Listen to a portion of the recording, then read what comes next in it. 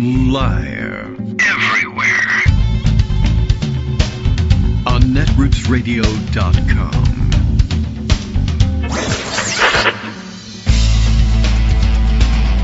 David Waldman. Kagro. In the morning. Now, here's David Waldman. Hey, good morning, everybody. How you doing? It is Thursday, August 7th, 2025. Time for us to get going once again. Lots happening as usual. And I don't know if was today supposed to be something special tariff-wise or something. I thought August 1st was, go day for the 15th round of Trump arbitrary tariffs. But I don't know. For some reason, it's being hyped up for today. So is today the go day? Today is go day. I am reliably informed by people who, follow this thing a little bit more closely, which is funny because I'm pretty sure that he spent all of the spring and summer saying August 1st was go day. But okay, pretty soon, 2 weeks, but it's only been one. So, okay, it's go day now, but everybody's been dealing with the numbers and the guessing games, and the numbers changed up through last night as well. I think India now up to 50% tariffs. Something made Trump mad the other day. I think it was actually that they were purchasing Russian oil. And he's now on a kick of, no, I'm mad at Russia. I'm fighting with Russia. I'm against Putin. And I'm punishing people for buying Russian oil. But, the Brazilians in a bit of an uproar in resisting his tariff wars, and now India, and they're buying their oil from Russia, and holy cow, it's as if there was some sort of informal alliance among them, and there is, and he's been ignoring it, and I guess it has caught him by surprise somehow. But everything else, just fully going wild, and just starting to cover this story seriously in the newspapers and actually passing on that, by the way, people are actually starting to notice the tariffs now. The lag time has come to an end. And of course, now he's just piling more tariffs on top of things. We won't really necessarily be seeing the impact of this latest round of announcements starting today. We're going to start seeing the impact of previous rounds of announcements, which will eventually become disastrous. And then today's announcements for Go Day will just ruin whatever remains of the economy, essentially. We've talked a lot about the lag time and how companies have been holding off because of the weird volatility of basically Trump remembering and then forgetting and then re-remembering and then forgetting that he has tariffs, and the bureaucracy's inability to keep up with what may or may not be an official tariff schedule. Just because he puts it on Truth Social doesn't mean that people in ports are supposed to collect this money. That doesn't mean anything to them. But only just now we're finding retailers running out of stock that they had bought prior to the imposition of the tariffs. They've been swallowing some portion of the losses from tariffs. It's an import duty. Everybody here knows how tariff works. An import duty charged when these goods land, and they've just been trying not to pass them on to consumers in the hope that Trump will forget or eat bad shrimp or fall down the stairs, I guess, is one possibility as well. Or just decide that this is a bad idea. And the business community as one, Wall Street rises up and tells them, no, you can't do this, which has been one of the more amazing parts of all of this. Is a lot of things you'd think there would be more pushback on. But just as we all, I guess, eventually learned, actually, I always thought that if you gathered a mob and stormed the Capitol building while Congress was in session attempting to elect a president, a couple of you would be hurt. You'd be shot down, certainly arrested and stay in jail.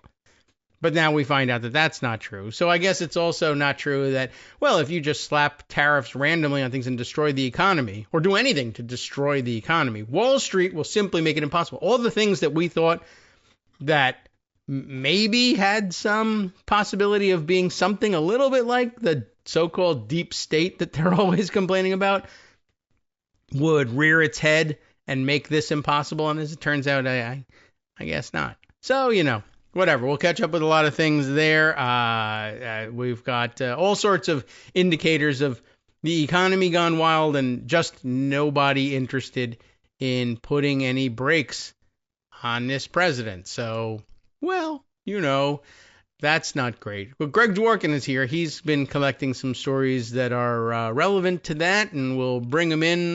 Let's see. Today we'll go with the old Rocky and Bullwinkle thing. And why not? It lasts a little while longer. He's zooming around. You can all imagine that that's Greg zooming in to save the day. Wow. So that's about like 18, 20 seconds worth of work there. Hey, Greg, flying squirrel that you are. Good morning. Hey, I demand that you do Mr. Peabody. Yeah. It's just so much more in character. Glasses and all, All right. Yeah, we'll try and make that one right. And because if you don't accede to my demand, you have a 50% tariff on everything you say. Right.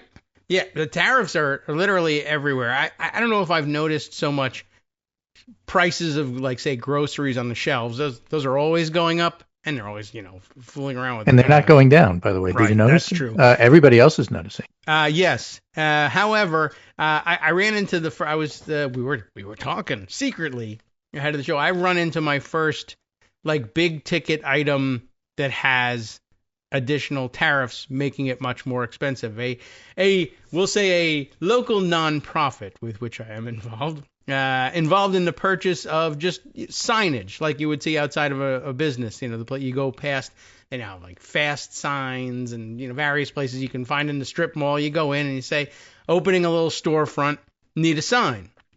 Nothing fancy, just a regular sign. But those signs, as it turns out, I mean, this is not news to anybody who's ever dealt with it. They're made of aluminum. And aluminum's been for quite some time under a 50% import tariff.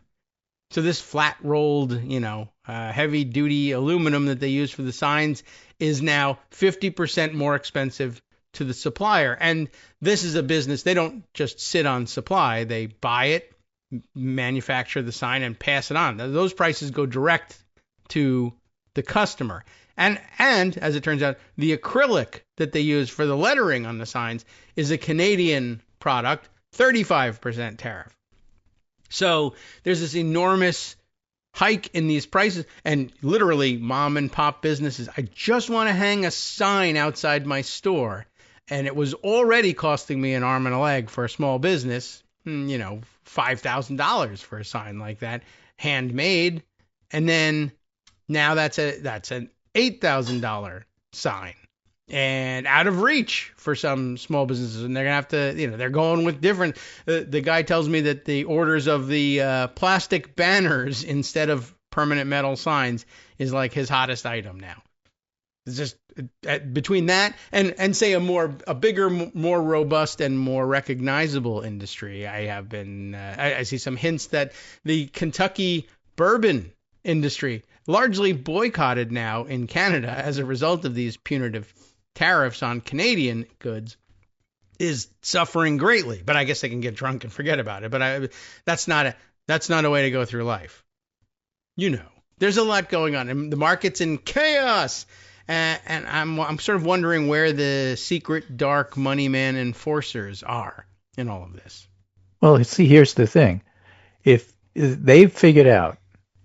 They could care less about democracy, morals, or anything else, like most pundits. I guess not. But if Trump threatens tariffs, stock prices drop.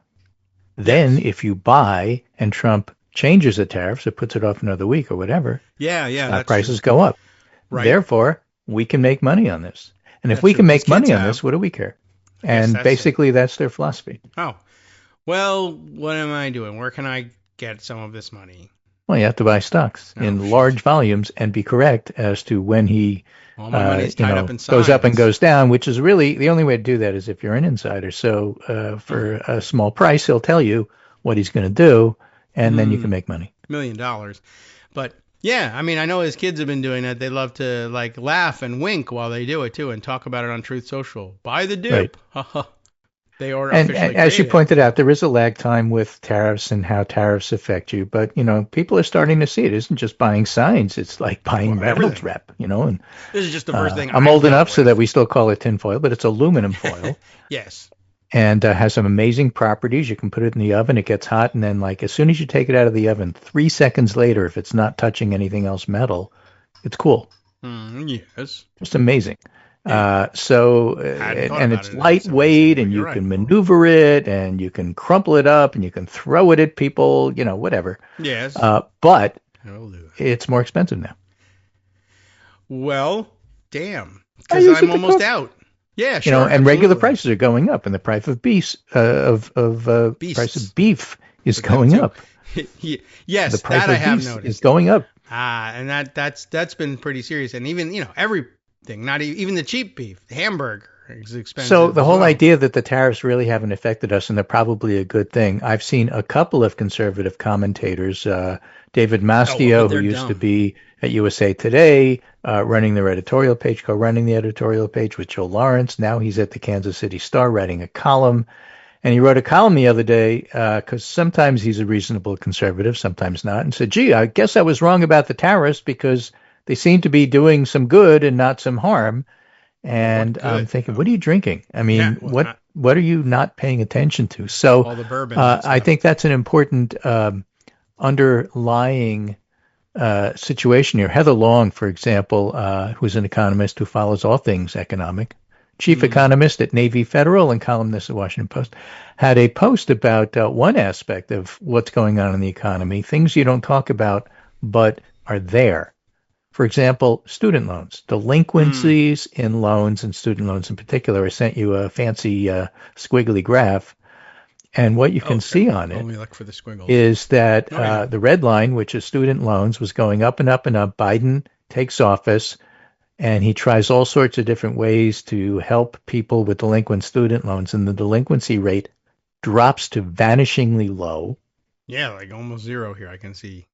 For a few years. Trump comes back on, reneges on that policy, and all of a sudden, student loan rates just shoot up. It went from 0.4% 90 days delinquent to 10%. Delinquencies, yes. Which is high. It's almost the size of credit card delinquencies, which are also rising. Yeah, and if you're in the business of getting paid from those things, you're probably annoyed. Right. So just an example of Trump and the economy and, what else is going on. The New York Times describes it as tariff tantrum. Cruising tariffs went into effect a few hours ago. President has signaled there's more to come. However, why Thursday? Yeah. Many of the industries with trading partners are reeling, but not so much because investors appear to be shrugging off the potential hit to global commerce because Europe and Asia are simply finding other markets. That is to say, China and other countries. So China's exports are surging. They're just not going to the U.S. Same with Europe. Okay. So they're all having a good time. Because Trump has tariffs, so why should you send here? So, the idea that this is a win is short-sighted, stupid, and wrong. All of those things at the same time. Keep that in mind. People who say tariffs are doing some good are just not understanding what's going on or are paid to not understand what's going on, which is often the case. No tariffs on how much they pay them either. So right. Good luck to them. The reason I did that is I want to set up a little bit of something we talked about yesterday, but didn't really get into, and I want to get into today because Michael Smerconish is becoming really annoying. Every day he posts a "Why don't Democrats listen to me?" thing, which they never do, and they never should. But here's an example. So he's posting daily videos about how Democrats are doing it all wrong. Yeah, I'm sorry, I'm setting it up, but there's an ad. Go on. Yeah, well, get rid of that ad. I'm doing it. They're doing it all wrong because they're not listening to me.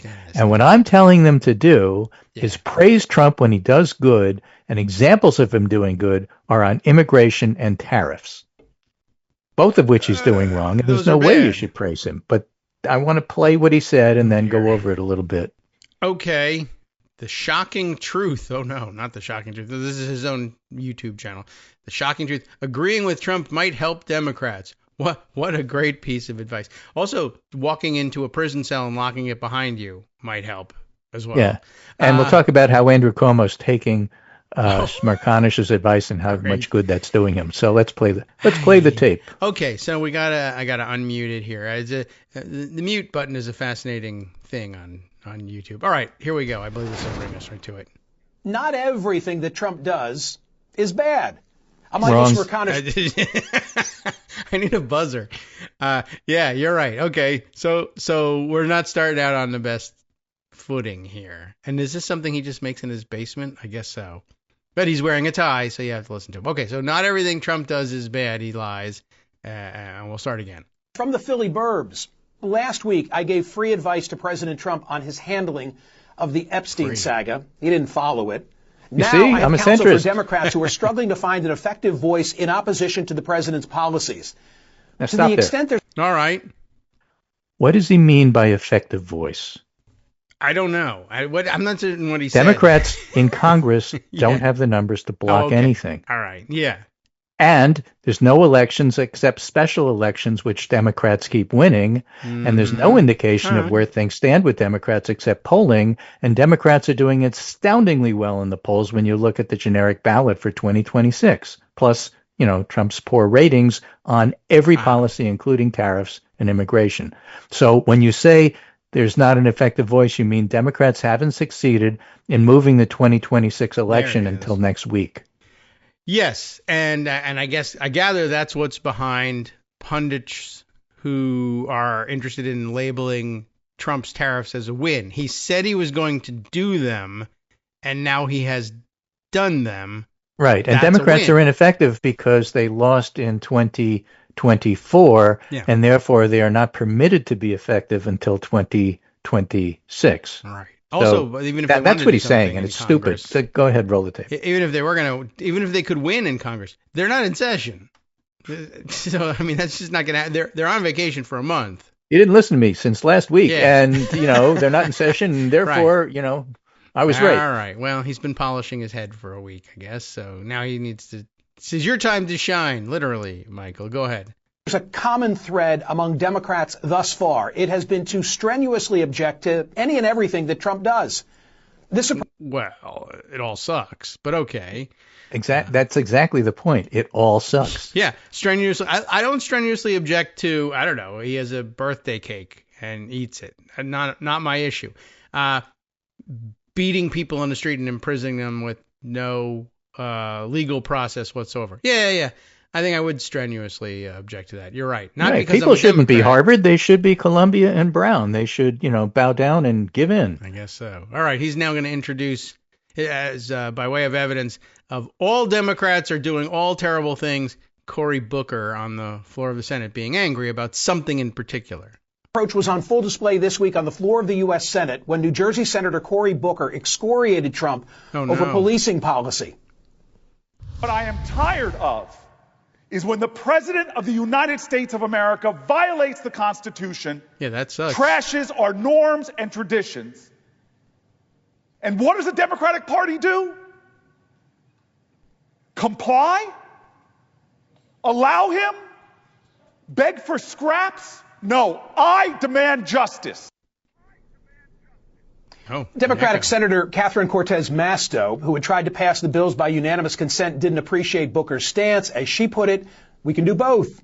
Support our communities, keep them safe, and take on Donald Trump and his bad policies.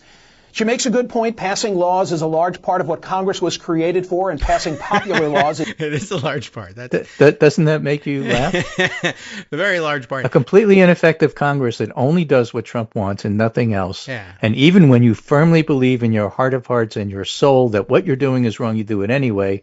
For example, Senator Bill Cassidy, who votes for RFK Jr., knowing that I'm a doctor and I believe vaccines are good, and they've winked and nodded at me, and therefore I know I'm doing the wrong thing, but I'm going to do it anyway because I'm a Republican. Right.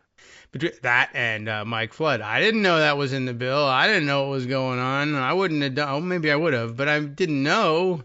Okay. And by the way, you either have the votes or you don't have the votes. And so what Smerconish is saying is that instead of being outraged by things like Cory Booker, or you can say it nicer and not in an angry voice, like others. Chris Murphy doesn't usually get angry about it. He just, states the facts. Richard Blumenthal even more so, our two senators.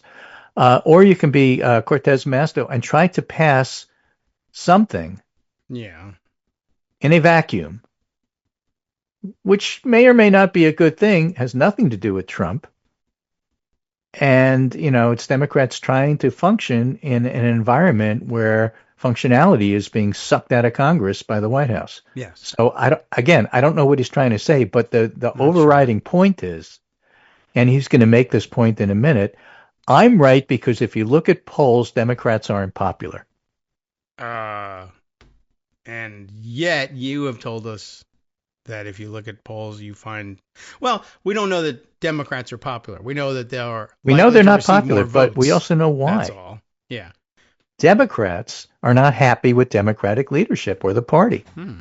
Why? Because they agree with Cory Booker. They don't agree with Cortez Masto. What do you know? All right. And so Smerconish looks at that data and say, look, it proves my point because everybody supports Cortez Masto. If you only did what she did, and I'm saying Democrats would be much more popular. With who? Republicans aren't going to like them no matter what you do. And Democrats don't want this. I was curious. Before I roll it now, we really have to get to the rest of what Smerconish, what does he say? Smerconish says here. But I was just sort of looking him up on Wikipedia, like, by the way, who the F is this guy? And I really don't know. I mean, you got a CNN platform. Just he's basically, he's famous for standing around saying things. Yeah. And so, again, before you get to the tape, new generic ballot polling today, Democrats 51 in the generic ballot, generic congressional ballot, the GCB. Democrats 51, Republicans 43. Okay. All right. So when you say Democrats are unpopular, like Smerconish is about to, what are you talking about? Well, Democrats don't like Democrats. Well, that's the opposite of what you're saying. Okay. Yes, but, they're ineffective. Well, according to this, that's the opposite of what you're saying. So go ahead, Red. Okay. I think I may have found the problem, by the way. Michael Smerconish, a graduate of Lehigh University. That's the issue. And I'm what can I tell you? There's unfortunate people who have to go there once in a while. I, of course, myself graduated from Lafayette College, so I was close by and could tell you that, it's a national issue. But they continue to operate as a university, and he's gone on to do great things, as you can see. It's usually good politics. Nevertheless, I have little doubt that Booker's performance will serve him well, raising his profile and his fundraising. It was yet another I am Spartacus moment, not unlike when he was on his feet for 25 hours earlier this year, lambasting just about everything regarding Trump. That time he even got a book deal out of it with the immodest title of Speech of the Century. But in terms of political effectiveness, I agree with former Senator Claire McCaskill, who said on Morning Joe, Booker knew that if he did what he did on Tuesday, it would be a viral moment and that he would be associated with Democrats who are willing to fight. Yes, willing to fight. Yeah, what's your point? Is that a bad thing? That's actually a good thing. That's true. Well, but he agrees with her, so I don't know what to make of this. But although it is a laugh line for me. I agree with former Senator Claire McCaskill. How many years has it been, by the way, since Claire McCaskill's been in Congress? Or when was the last election she won might be of interest. I'll have to look that up while we listen to Smerconish, because we got to get to the 3 minute mark. Democrats love the idea, and the approach might work for individual politicians, but it's not working for the Democratic Party writ large, and ultimately it bolsters President Trump. Consider that according to a Wall Street Journal poll released last month, the Democratic Party has the lowest approval rating in 35 years. The party is viewed negatively by 63% of American voters. Only 33% give it a favorable view. And that poll was no one-off.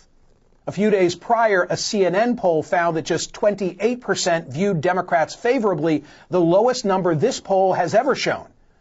Meanwhile, in the Wall Street Journal survey, because there aren't enough Cory President Bookers, dude. Yeah, that's true. And again, your example of the polling for the Affordable Care Act at the time, right? And you can't tell the difference between I'm against it because I'm against socialism or there's not enough socialism in this bill for me. Do you approve of how Democrats are doing? The real question, I guess, for that is, regardless of how you feel about Democrats, would you give your vote to a Republican even if they said the right things at this point? No, we're through with them. It's not a popularity question, but okay. Approval stood at 46%. While this is considerably higher than the Democrats' rating, it's actually better than usual for Trump, 52 but still underwater. Yeah, but he said 38 Democrats in a bunch have been of polls. unsuccessful in capitalizing on Trump and his more unpopular policies. How do you capitalize It might sound before an election? counterintuitive, but maybe what's in the party's best interest is to, dare I say, agree with Trump from time to time. And we are now at that 3-minute mark. And then he goes on to say tariffs and immigration. Oh, That's okay. why you should agree with him. Acknowledge wins on issues like NATO, trade, and the border, which have yielded some positive results, even while disagreeing with the way in which they came about. Okay, you can stop it there. What's the NATO win? Right. Ending What's the NATO? tariffs win? What's the immigration win? What is he talking about? He's talking about... Well, he's talking about the fact in the newspapers, the New York Times Right. says Trump is on a winning streak because he was able to pass these because his party has more votes than Democrats in Congress at the moment. Yeah, that isn't Are they really good much policies? of a- No. Oh, are they going to hurt the United States? Yes. Oh. Are they helping consumers? No, everybody's really pissed off at that. More to say about that on the break in terms of what's going on here. But completely using numbers and cherry picking in order to support my point, even though that's not really what the numbers say. Why? Because I'll tell you why. If you take a lawyer approach instead of a doctor approach, trying to figure out science, whether or not this makes sense versus this other thing is the science approach, and cherry picking to make my case and cherry picking, unreasonable data if necessary to destroy yours is what lawyers do. I guess And he's so. taken the lawyer approach. It's not the right way. Well, he is a lawyer. I find that out too. The JD comes from the University of Pennsylvania, which I have a little bit more respect for. I used to anyway, until they capitulated to Trump recently. Anyway, I don't know what That's this not is an supposed to objective. mean. Lawyers are entitled to make their case. It's good, but that's not an objective view. No. Hi, everybody. It's me, David Waldman. Yes, the same guy who interrupts you all the time. Interrupting you one more time just to tell you again, another reminder that your contributions are what keep this show on the air, and patreon.com, patreon.com, is still among the easiest ways to make the sustaining subscription donations that keep us afloat. Are you ready for the pep talk about how our Patreon campaign is still going strong and growing? Well, too bad. Yeah, the plain fact is we actually are headed in the wrong direction, and whereas we once had about 175 monthly patrons, we're now actually down below 150. Time to recruit some more. Not exactly the kind of news I wanted to share, but there it is. For those of you in a position to support the show, patreon.com does make it easy to make those secure, recurring monthly contributions to do so. Patreon.com/KagroX gets you straight to our donation page. We've been through a lot together. The worst of the pandemic, we hope. The worst of the insurrection, we hope. So go ahead and treat yourself. You don't need an excuse. Give yourself the gift of a little something you enjoy in life. Support the show. And of course, if you happen to prefer using PayPal or even the Square Cash app, we're up and running on those options too. So thanks again, everyone, for all your support. We couldn't, or at least shouldn't, do it without you. Hope you'll be on board soon too. Thanks for all your support. All right, welcome back now to the Kagro in the Morning Show here on Netroots Radio. This Michael Smerconish guy, we could always bald asshole go with that. I usually save that for Stephen Miller, but this is pretty close. Well, again, I have to foolish. remind you, generic ballot, Democrats 51, Republicans 43.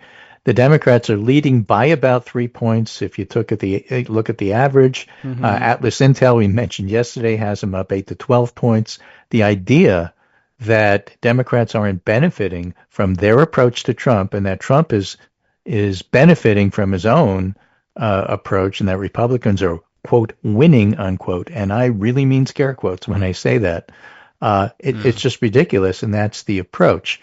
Now, again, this is a lawyerly approach where I've already made up my mind what to think. Now I'm going to look at the data and cherry pick stuff to support my case. I'm going to build a great case because I'm going to cherry pick really well. I'm good at this. But that has nothing to do with objective weighing pros and cons on a balance sheet or looking at the data in a scientific, nonpartisan way. That's not what Smerconish is doing. That's not what he does. And that's not what a lot of the pundits do. And that's what I find so annoying. It really was fascinating listening to him, and I mean, I think the Claire McCaskill reference tipped me off there a little bit too. Just as you point out, it's just not based in fact. Right. I'll give you another fact. Saying. Okay. This is the New York Times tweeting yesterday. Breaking news: Senator Marsha Blackburn of Tennessee, a conservative ally of President Trump, announced she would run for governor. Okay. After becoming the state's first female senator, should she win, she'll be its first female governor. Fine. The Times will look at it in terms of first female governor. Yeah. However, all right. Our friend Scary Lawyer Guy says, nothing screams confidence in national midterms like a bunch of sitting members of Congress quitting to pursue state-level office. That's true. Nancy Mace just did. Yes. And she'd be the first woman. I don't know. She wouldn't be the first woman governor of South Carolina. But the point is something. If Democrats are ineffective and if everything they're doing is bad and if their approach to oppose unpopular Trump policies is bad, why are Republicans fleeing Congress? Why are they gerrymandering in Texas mid-cycle instead of waiting for the census results in the 0 years like they normally do? Because they're afraid they're going to lose Congress. But if Democrats are doing everything wrong, why are they afraid they're going to lose Congress? If Trump is doing everything right and he's on a winning streak, why are they afraid they're going to lose Congress? Fact. Yeah, I'm guessing, now that I think about it, I guess politically, a lot of these Republicans, though they're winning their votes, they understand Congress is kind of a dead letter in the Trump era, and the only path to power is to somehow grab the presidency, and the only way to do that is to be in charge of your own press operation, like as a governor, so you can do some executive-looking things and get some headlines about you doing stuff rather than I just sit here and vote yes, man. There's nothing for me to do. Right. So in a little bit more depth, I mentioned this yesterday, but I want to read from Phillips O'Brien. And again, the difference between the Smerconish approach and O'Brien's approach is severalfold. One is that Smerconish is trying to talk about how Democrats are ineffective because they don't seem to be blocking Trump from doing what he wants to do, which is impossible based on the numbers. We're talking Congress here. Yeah. But if you're talking about polls, Democrats are actually doing very well. No, I looked at the polls and they're doing badly. Everybody hates them. Yes, but that's because they hate the fact that they're not fighting even harder than you say they should. Right. Okay. The healthcare question. Phillips O'Brien is looking at it and saying, okay, forget about the public. What about looking at Trump himself? Yuck. Why? And how you interact with Trump. I'm from Europe. I'm from the UK. And what's the best approach to Trump? And he says, why praising Trump is destructive, as the last few days make very clear. You mentioned this one yesterday. Let's talk about it. Yes. Again. I've been asked and sometimes attacked over the last few months because I do not praise Trump for supposedly rare good things he does. In context of what Smerconish says, that statement makes a lot more sense. These criticisms have become more pointed as some Patriot batteries, remember he's a military expert, maybe two, are set to arrive in Ukraine that Trump has not held up.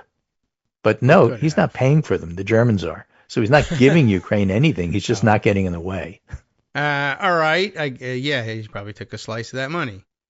At other times, people said he's been good on the Middle East, which I don't see. Seems to be winning, again, scare quotes, as he's forcing other states to pay higher tariffs.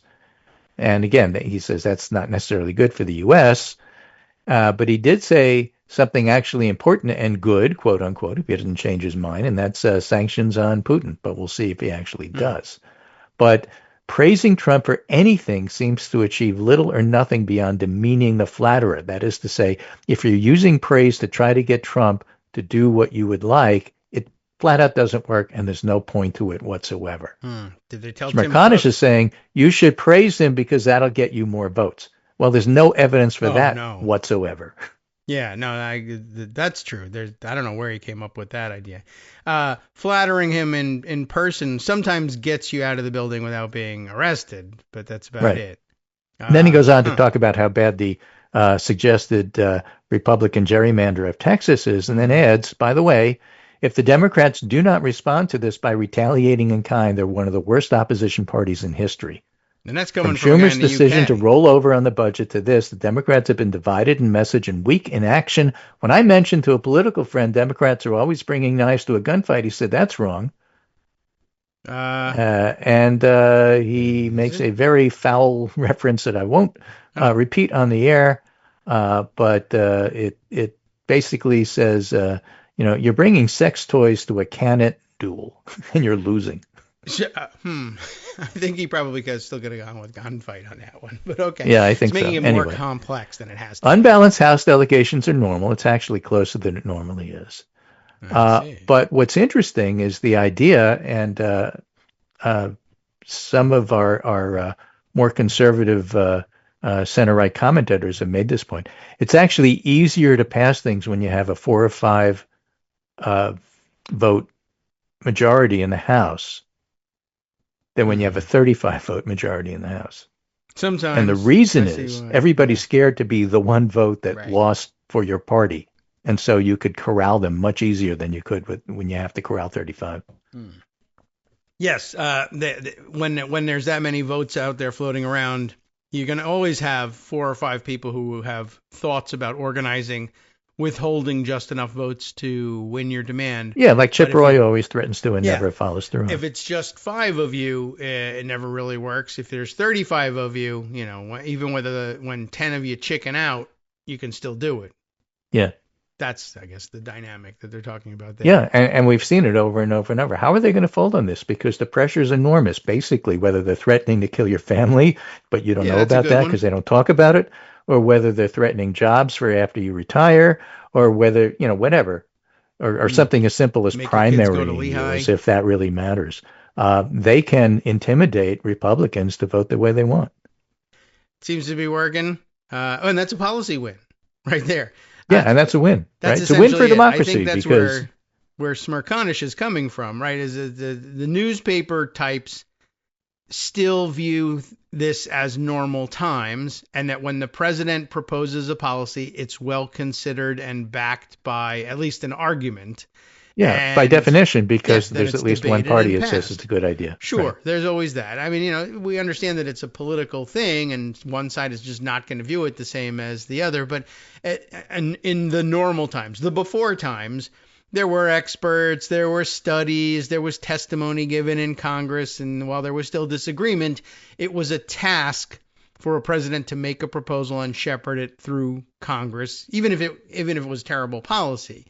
But because no one could ever necessarily agree 100% on whether or not it was terrible policy, they would let the opinion columnists argue about whether it was good or not, but they always sort of just said, well, by default, if a president proposes something and then it makes it through Congress, that's a win. It must have been reasonable by definition. Otherwise, it wouldn't have gotten the votes. Right. Whereas now, where it's things like, well, the thing I got through Congress is 1,500% tariffs on everybody, and I get to keep a cut. Plus, I get to sell, a rug pull meme coin while I'm in office. And I mean, just outrageous on the policy front. And people are voting for it because my family might get murdered if I don't.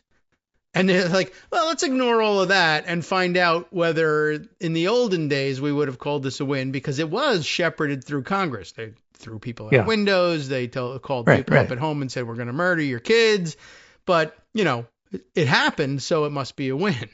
Right. Is it over the top to say murder? You could ask Lisa Murkowski, who says she's been threatened a lot on a lot of these votes. And, the people who have left Congress will tell you that now as well. So, and absolutely. And then, of course, people who spoke on condition of anonymity because they had their families threatened are saying, we've had our families threatened.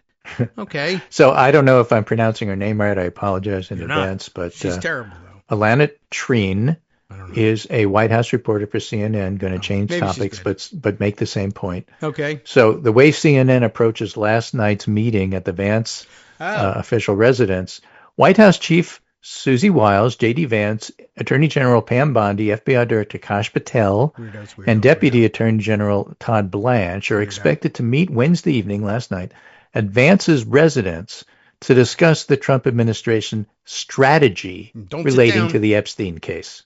Yeah. Oh, strategy. Several really points on that. Case. Number one, God. Epstein is still in the news. Number two, remember when Bill Clinton met the Attorney General for 2 seconds on the tarmac and everybody had a cow? Right. Now, of course, yeah, sure. We do this all the time at my house. Yeah, exactly. So Dan Pfeiffer puts a different and better spin on the same bland story about how awful that meeting was, that it should not have taken place at all. And he says, look, allies of close associate of America's most notorious child sex trafficker gather to get their story straight. True. That's a good spin. That's what happened. Yeah. And so, Weird. well, that's over. No, it's not. What are they even meeting for? Right. Actually, I mean, that's an excellent point. You could debate all day long about what they spoke about. Hey, if it's fantasy football, I don't care. They're not supposed to meet. Period. There's supposed to be an independent justice department. Well, it wasn't the president. Right. So what's that Deputy Attorney General Todd Blanche doing at that meeting? The rest of them, fine. Attorney General Pam Bondi, no. FBI Director, no. Susie Wiles and J.D. Vance can talk all they want to. That's totally legitimate. The rest of those bozos shouldn't be there on that bus. That's right. Yeah, and good point, right? The one time that a Democratic president actually, met with the Attorney General, which, normally presidents do talk to their attorneys general. But, oh my God. Democrats are so ineffective. Those guys break the rules all the time, and you can't do anything about it because you don't have the votes. Yeah, that may be true. Yeah, it is wild how that stuff just isn't pointed out, or just, I don't know, sometimes the things that get glossed over in news reports. And speaking of that meeting and Todd Blanche and his other meeting with Ghislaine Maxwell, I was watching the developments, watching the reporting about it just the other day, where they said, sources say that Maxwell told Blanche that, well, she didn't. Remember, you said this the other day. She didn't see Trump do anything. Well, I don't remember what the word was, but she didn't see him do anything improper. In my presence, or something along those lines. Right. And then people are pointing out, like, hey, I got a question. Since they made a huge deal of there being no one in the meeting except Todd Blanche and Ghislaine Maxwell, and I guess her lawyer, who's your source who said what Maxwell said to Blanche? Why? Maxwell. Yeah. I mean, I guess, or Maxwell's lawyer or whatever. But they're like, well, according to a source, this is what was said in a 3-person meeting. Well, Maxwell's family has been releasing a lot of information. Yeah, they have, I'm sure. And it may not have anything to do with what was said in there. Well, right, we'll exactly. Release information but when I said Maxwell, that's what I meant. Yeah, not her directly, but, her side of it, not the government side of it. Yeah. Right. But that should color, like, is this somebody who deserves anonymity? A convicted liar and sex offender is giving you something person that you should be using in your news story as if it's fact. Yeah. Right. And by the way, one of the charges. That's another win for Trump because Maxwell lies again. Yeah. She's a perjurer. It's part of her conviction. It's part of why she's in jail. Well, so he. What's the difference? Well, that's true. But, Todd Blanche might not be yet. Right. I don't know. All right. Well, there's a lot of these, these why is the media covering this way? This is Bill Cassidy. Yes. Senator Bill Cassidy wrote, it's unfortunate that the secretary, meaning RFK Jr., just canceled $500 million worth of work, which is to say canceling mRNA research and BARDA, which is a State Department, very important funded process. I guess you'd call it the Biomedical Advanced Research and Development Authority, to allow fast tracking of things that are in the national interest, sometimes even for security reasons. That's how you fight pandemics. Kennedy cancels this. Cassidy was the deciding vote that allowed Kennedy to be in this position, and writes, it's unfortunate the secretary just canceled the $500 million worth of work, wasting the money which is already invested. True. He also conceded that China an important technology needed to combat cancer and infectious diseases. True. Kennedy just canceled a cancer vaccine. President Trump wants to make America healthy again and make America great again. This works against both of President Trump's goals, which is also true. So, like CNN, it's a bland, true statement which deserves to have this kind of spin. Brian Taylor Cohen writes, you voted to confirm him despite literally everybody telling you this would happen. That's true. You were warned. But then he was also threatened. So Yeah, I mean, so this whole thing, well, Democrats have to take a conciliatory approach. No, they don't. They shouldn't. No. The reason Democrats are mad at the Democratic Party is taking a conciliatory approach. And I'm a conciliator. I like to meet people halfway. I like to persuade, but not these people. Careful. Yeah. Well, yeah, I don't know. I don't know why anybody would think Smerconish would have anything to say. As I'm looking over it, I'll save it for later. I'll just dissect the Wikipedia version of his background, and you'll probably come to the same conclusion though. Why though? One, what is he doing, and why does he think he's successful at this? And two, why should anybody be listening to him? And again, the reference to Claire McCaskill, who's a very nice lady. She's easy to get along with. But I'm saving my reference. Yeah. For the Cuomo story, you'll hear it. Okay. And you'll pick up on it immediately. But I was just going to say, yeah, as my question, I'll have the answer for you here. It was 2012 was the last time Claire McCaskill won an election in this country. If you're going to use a reference to bolster your case, use a reference that bolsters your case. Yeah. I mean, just that proves your opposition is correct. You're not opposing you. Rick Bright is a immunologist and virologist, and he writes, BARDA invested in mRNA technology precisely because it could deliver safe, scalable vaccines in record time, a capability proven during COVID. Yeah. By dismantling that platform or crippling our frontline defense just ahead of unknown biological threats, he writes that. And Jerome Adams, who was Trump's attorney general, a surgeon general. Oh, okay. General, Yeah, right, sure. Four-star Everyone calls him general. Yeah, General Mills, General Motors. It's a mistake. But Jerome Adams, Surgeon General under Trump, says, I've tried to be objective and non-alarmist in response to current HHS actions, but quite frankly, this move is going to cost lives. In other words, it's going to kill people. And it has already killed people in terms of what HHS and the government has done by canceling USAID and a whole bunch of other stuff. Yes. mRNA technology has uses that go far beyond vaccines, and the vaccine they helped develop in record time is credited with saving millions. Including probably you and me. But why aren't they more, why don't they concede that Trump's winning on this? Last time around, I don't know if everybody knows this, but very few people know this, but Donald Trump was president before, actually. And there was an interim where he wasn't president, so we had a chance to evaluate this. There was one thing that almost everybody agreed with. We've given this a shot. Isn't there something nice you can say, something good you can say? And he helped develop the mRNA vaccine. Yeah, and then what did Trump do with that? No, I didn't. He denied.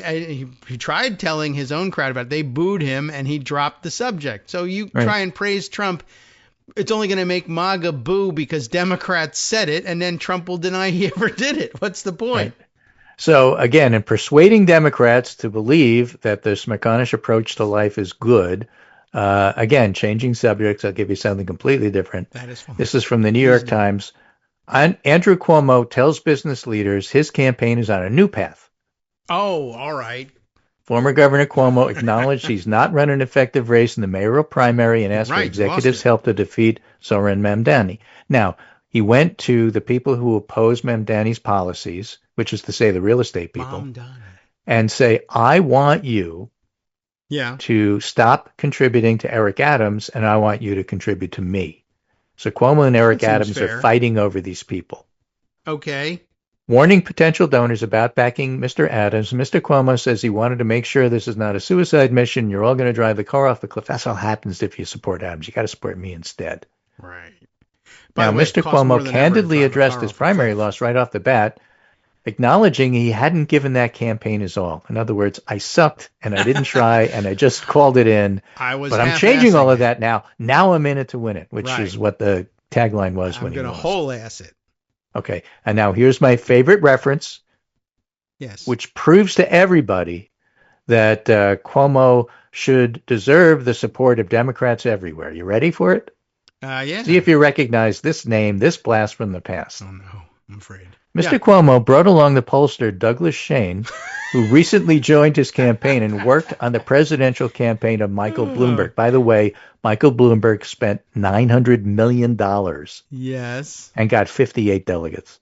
All right, but well, they had congratulations, Douglas Shane, another of your achievements, including the editorial written with Pat Goodell that said Obama should step down after his first term for the good of the country. Yeah. They really had a finger Douglas on the pulse. Shane. Cuomo brings him along. Perfect. And Shane makes the case why you should support Cuomo, not Adams. Right. You're going to convince Democrats that Cuomo should be your vote because he brings Doug Shane along? Yes, Doug Shane, the Michael Smirkonish of somethings is the internet construction for this. Wow.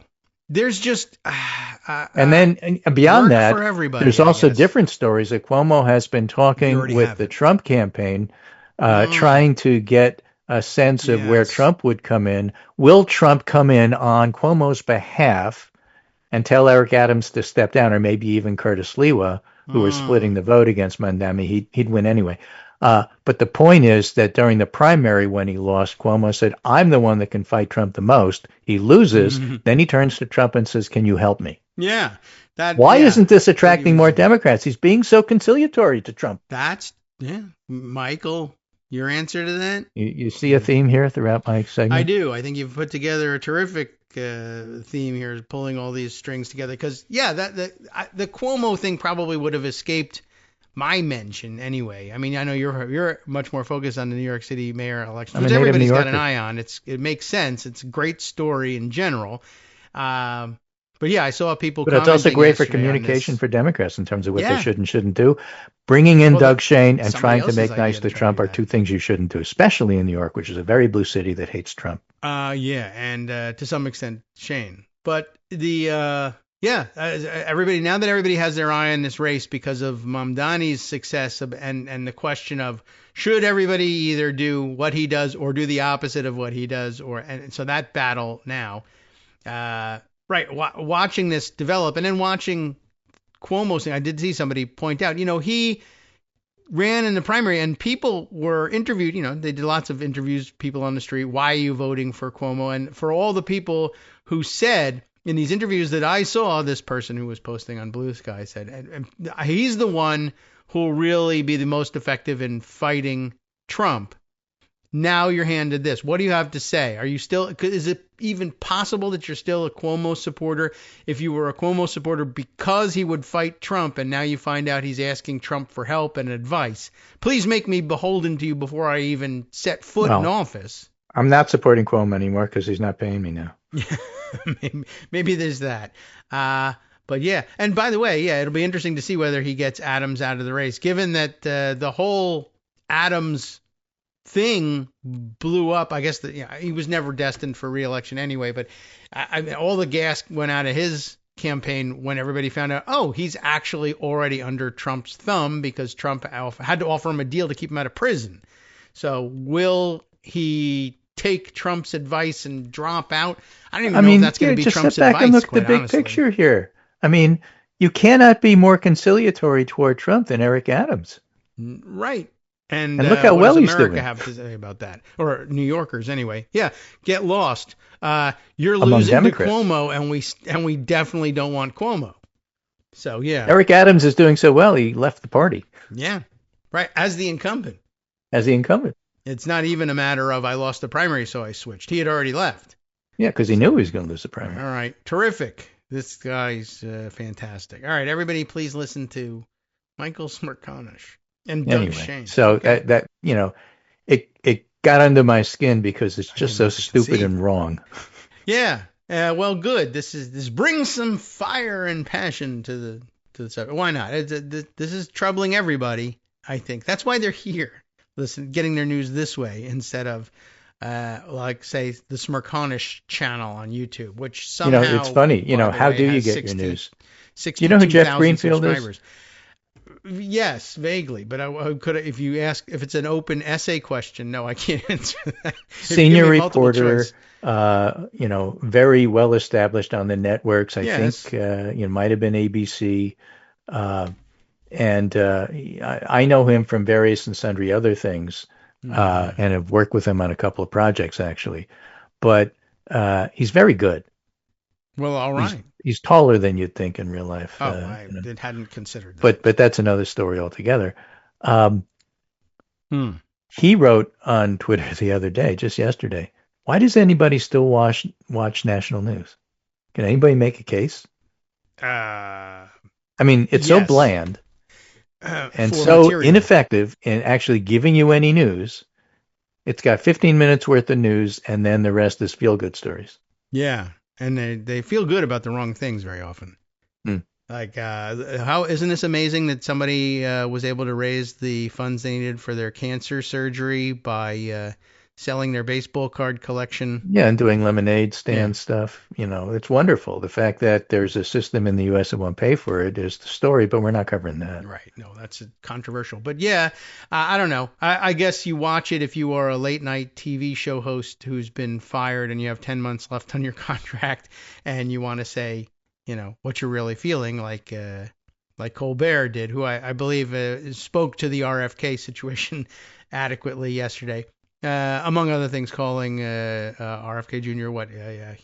A human Slim Jim, which was a good one.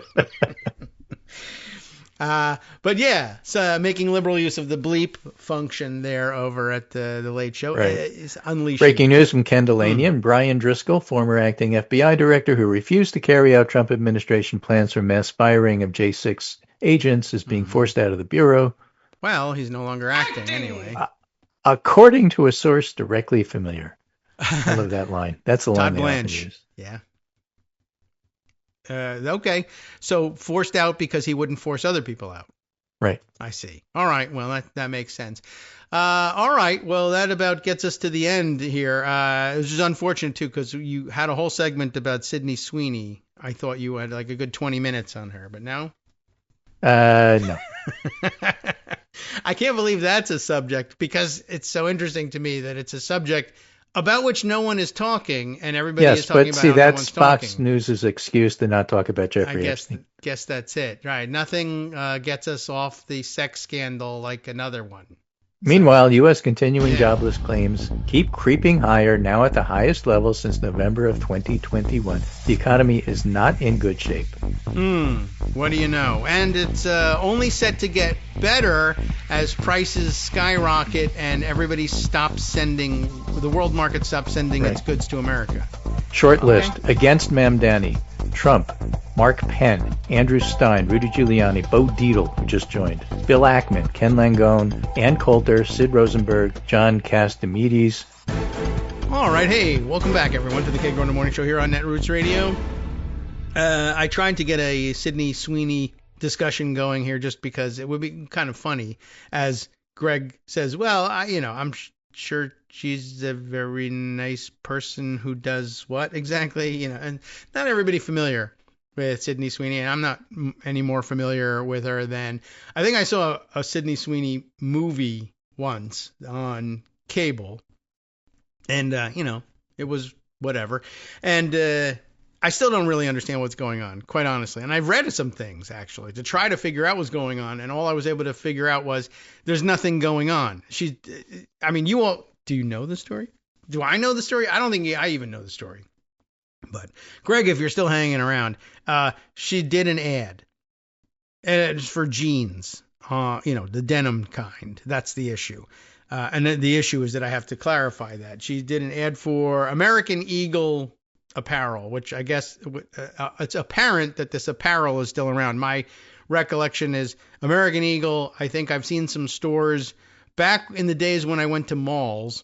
They had stores, and then for a while they were closing, and I thought they were going out of business, but they didn't. But I also thought malls were going out of business, and they didn't. So anyway, they have jeans, and she wore them, and they took her picture, in the way that makes people, I guess it's supposed to make people say they want to buy jeans, but is really just, I want to look at a picture of Sydney Sweeney because, like, for instance, she's got no clothes on under the jeans jacket that she's wearing along with the thing, and it's mostly open. So, ads, right? Anyway, and then just like ads. So the headline, I guess, was Sydney Sweeney's got great jeans. Jeans, because she's wearing the jeans. But haha, great genes, like GENES, because she's attractive. It's kind of harmless, I think. And I think that's what the issue is, that it is harmless. But as with everything, somebody's saying, well, why are they once again holding up the white blonde lady and saying great genes, but not something that they would ever do for, anybody who's anything but the advertising ideal, right? True, but not really. Some people are doing it anyway, thank God. Others no, but big deal, honestly. And that's basically the way it was received by the vast majority of everybody in the country, I think, including lots of activist Democrats who are always, supposedly, according to people like Michael Smerconish, angry about something. And I guess what happened was Fox News decided someone must have said something on a blog. And so therefore all Democrats are saying this is outrageous racist propaganda. And in fact, they're going out and using AI to make AI deepfake videos of, for instance, AOC allegedly, and it's not even really being alleged. I can't even say it's allegedly, just fake deepfake video of her on the floor of the House. And the audio they've paired with this fake is AOC, fake AOC being used to say this nonsense. Oh, this is outrageous racist propaganda. Talking about white person's genes being great. Well, and everybody else's is terrible. And she has made zero comment on it, I think. But anyway, it was an AI fake.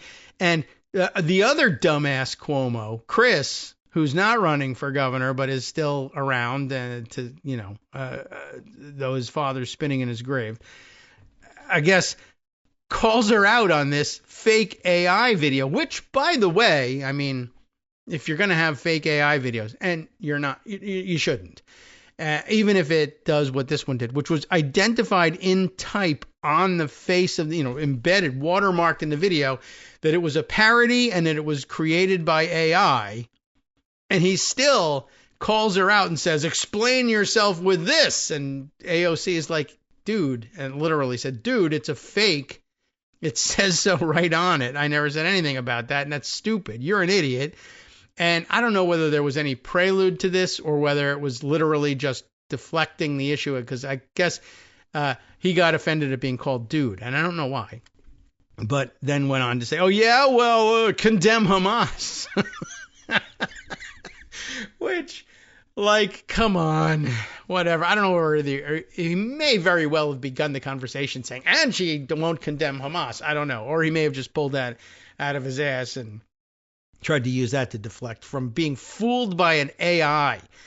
That is quite remarkable. All right. Well, we have fresh other material to bring to you. But instead of doing that, just for a second, I want to tell you what a jackass Michael Smerconish actually is. I was curious, mostly because I guess you could call this is the pitch of the day, right? Everybody now has to go and subscribe to me and my show. I'm telling you. Why? Well, for one thing, because I'll thank you for doing it. Tom Watson, by the way, welcome back as a sponsor. I appreciate that. Oh, I need to address this issue. There's a couple of people who have come back as sponsors based on what I did on, I don't know, what day was it? Tuesday, the 5th? Yes. You may notice that August 5th is now missing from the YouTube channel. It's available elsewhere. But here's what happened. On August 5th, I did something that I actually want to backtrack on and say, wait a minute, I don't know if that was wise. I want to apologize for doing it. And what I did was in the live show, and if you also heard it on podcast, you've got a collector's item of the show. I said that there was an issue with Patreon and that, the audience was sortable to me, such that I was able to pull out people who had left as sponsors, which I normally don't talk about. I say that it happens, but I don't want to call people out for leaving, particularly if they've left a note behind that says, hey, I'm just not interested in the show anymore. That's fair enough. Or times are tough and I'm holding on to more of my money or whatever it is. But there's also a category of people for whom the credit cards stopped working. Now, in the movies, that's always a terrible embarrassment because it's supposed to show that you don't have enough money to pay your credit card bills anymore. But in reality, it is much, much different. And I was finding every once in a while that I heard from people who said, I went to boost my contribution to, and I found out I wasn't contributing to you anymore because my credit card number changed. Either they issued me, my card expired and they issued me a new card and it was under a different number. Sometimes yes, sometimes no. More frequently, though, very much more frequently, I was finding that people were saying, oh, yeah, I lost my wallet or my wallet was stolen or my credit card number was stolen in a massive data leak from one or another of the stupid databases, and the credit card company canceled all my cards and gave me new ones. And that especially will trip things. Now the credit card number isn't the same anymore, but people don't necessarily remember all the time, well, what are all the things that I had subscribed to online using that credit card that are now gone? And this is one of them. It's very frequently the case. And anyway, the point is, though, that it's the movie assumption that usually prevails because movies are very powerful. But I was thinking more along the lines of, hey, I got a new card. Mine expired. I got a new one. This has happened to me a couple of times where I find out, oops, my subscriptions have lapsed. But I only find out when I need something from that subscription or whatever, right? And I also was thinking more along the lines of, hey, we're a nice little club here of just a couple hundred folks who get together every morning. And I'm talking to my friends about, hey, by the way, reminder, you want to make sure that you're still subscribed. And after the fact, after reading off the list that this thing, because it presented to me as so easy, here's the names of the people, and then you can say their names, and then they'll go, oh, well, me? I'm listening now. Whoops, I'm not supporting the show. As opposed to what I should have done, which was, hey, this is really much more confidential information than you're thinking. You should not read out everybody's names. You should find other ways of contacting them individually and asking them. And I went back and, just hurriedly in the afternoon said, you know what? I'm going to re-edit this show so that the names are not in it. That would be I've already released it into the wild. That was dumb, but I'm going to go back and get rid of it because there's no reason that it should be sitting there as a permanent record at any rate. Meanwhile, in the meantime, several people have in fact said to me, hey, I heard my name and I didn't even realize, and I resubscribed, and I said to them, by the way, I apologize for doing that. I wasn't really thinking about what it would mean to do that. Even though I was even apologetic at the time, I kind of understood that the people want their names read for I am joining as a sponsor, not I have left as a sponsor at a minimum. So anyway, none of the people who have returned have said, that bothered me. No, so thankfully it didn't come across that way. But for the rest, if that's been bugging you, if you're not involved in it whatsoever, but just thought, hey, that wasn't a very good idea. Apologies for that one. I don't think I'll handle things exactly that way again. And it has cost me on the YouTube thing because I can't figure out how to get the re-edited version posted back up there for some reason, because I never post directly to YouTube. I just let the Libsyn syndication handle that. And as a result, I've not actually learned how to, do YouTube. It's really about time I figured that out. Anyway, just wanted to let you know that if you were feeling sore about that, apologies to you. And if you were wondering, hey, that isn't the way I remember the show going, and I downloaded the podcast just to double check whether my name was on the list and it's gone now, that's the reason. So, all right, we wanted to turn our attention elsewhere. But first, I guess I wanted to say a little bit about Michael Smerconish and his background. This is how I got to the subscription thing. I'm looking at his YouTube channel, 62,000 subscribers, famous enough guy, and enough money to put into his production here that he has a whole news-like set going on here. I don't know whether this is in his house or at a separate studio, but the whole thing, and graphics behind him, and in suit and tie, and it looks polished, and it's supposed to go over as serious commentary that you might see on a real news station, even though it's not on anything but his YouTube channel. So how does a guy like that get published and everything and have 62,000 subscribers and make a living? And the answer is, I don't really know. What is Michael Smerconish's job? And the answer is, according to Wikipedia, which I'm sure he's had a hand in polishing, the profile, he's an American radio host, television presenter, political commentator, author, and lawyer. All those things. So lawyer is the one that's actually a job, and he's not doing that one. And that's fine. Neither am I. But can I claim all the rest of these things? I guess not television presenter per se. But the Michael Smerconish program on Sirius XM's POTUS channel and a weekly program on CNN and CNN International. By the way, I can speak to it with some experience. Armando and I guess, could go around saying, well, we were on the Sirius XM POTUS channel or something like that at some point. And by the way that works is Sirius XM calls you up and says, will you come in here and do a show to fill our day on one of our 18 billion channels? Sure. What are you paying? Nothing. You'll be paid an exposure, right? So that's about how long that lasted for us.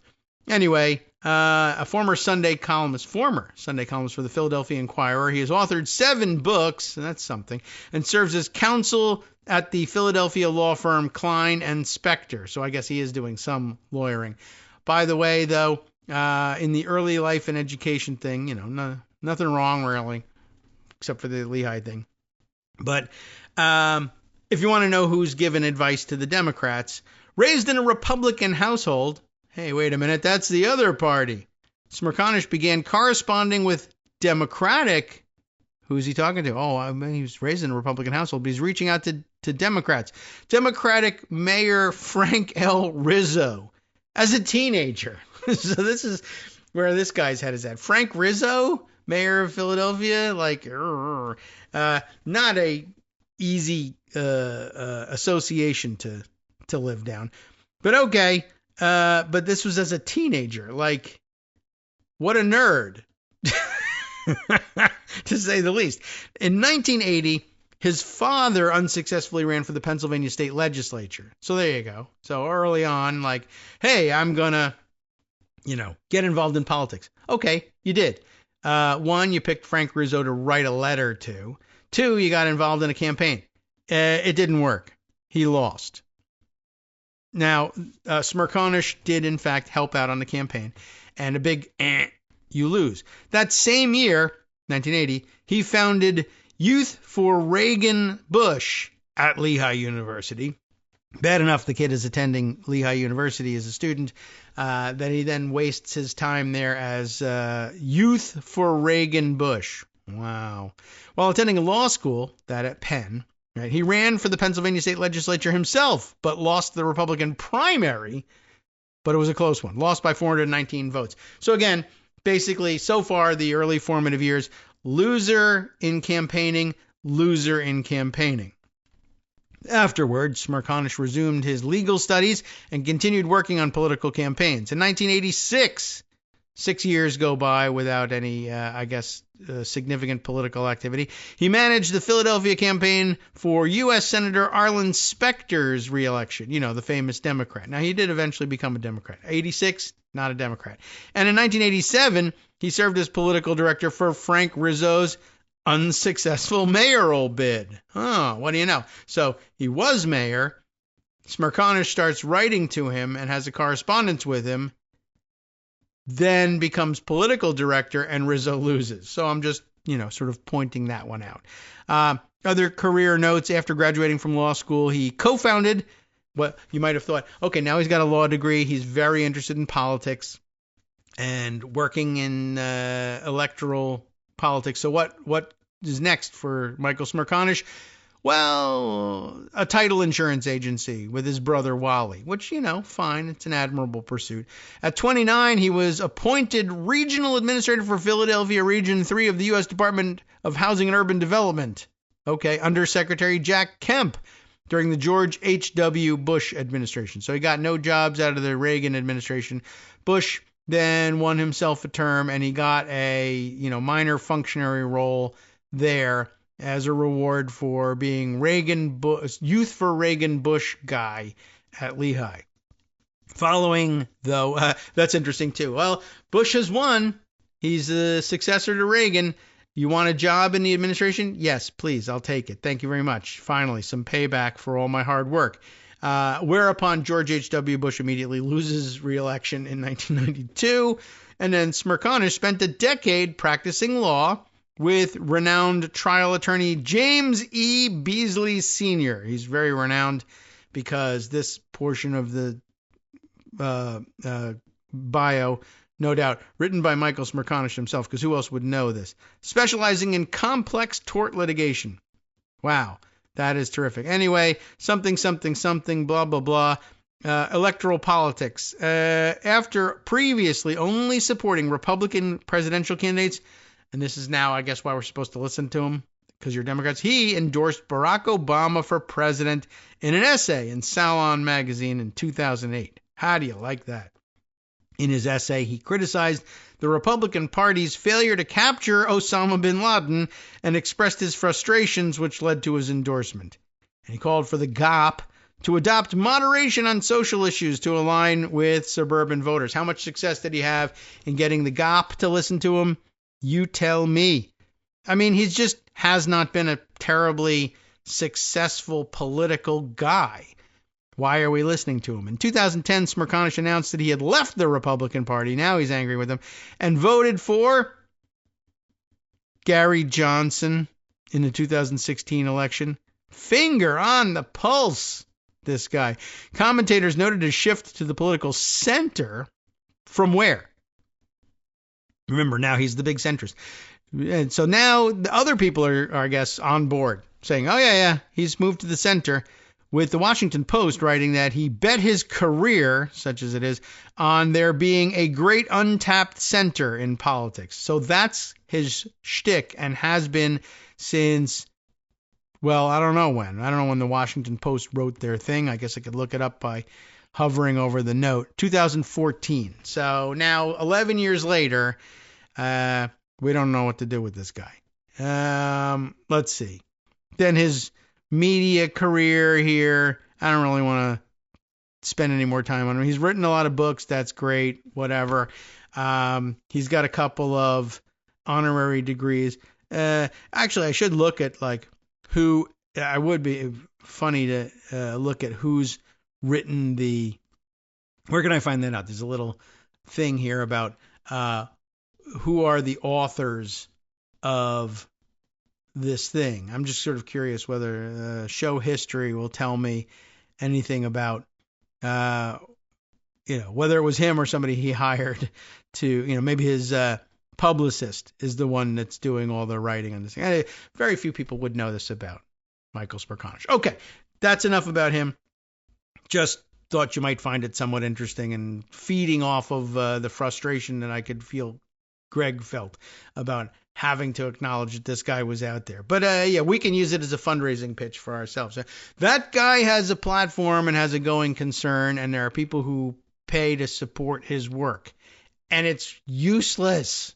Whereas I think we're doing a fine job bringing value to people. And to this point in the show, live listeners, no one has joined up today in the course of the live show. So you got about half an hour left to make that happen. But we're happy to accept your joining us as a Patreon contributor later in the day if you are just a podcast listener rather than live show listener. All right. News that I wanted to share with you before we get the hell out of here. Well, let's see. I'm just trying to scan through to see, did you know that a second trove of letters to Epstein was recently uncovered? The New York Times did a story that was headlined, "A Look Inside Jeffrey Epstein's Manhattan Lair." Splashy, and a lot of people did take a look. I don't know if I really cared to see what sort of things he was doing to decorate Although I will remind you that a couple of weeks ago, somebody pointed out, I don't know how they had the early pictures, I guess, inside Epstein's lair, whether it was the Manhattan one or not, but pointed out that there were some design elements in common between Epstein's house and what Trump was doing to the Oval Office, like gluing weird pieces of, decorative garbage that had been painted gold and gluing them to the walls and the doors of the Oval Office where they just don't belong. The video from yesterday of Trump addressing denying the rumors that Vance was in fact hosting the meeting to talk about Epstein. Everybody seems to be standing by their reporting and saying, yeah, they did that, and that's what they talked about. They denied it. Fake news, fake news. Anyway, I just noticed during these remarks inside the Oval Office, they pan out at some point, and you've never seen so much gold crap where it absolutely doesn't belong. Not that there can't be gold accents in the Oval Office or anything, but I mean, it's really on every surface of the wall. I mean, these are supposed to be plain walls.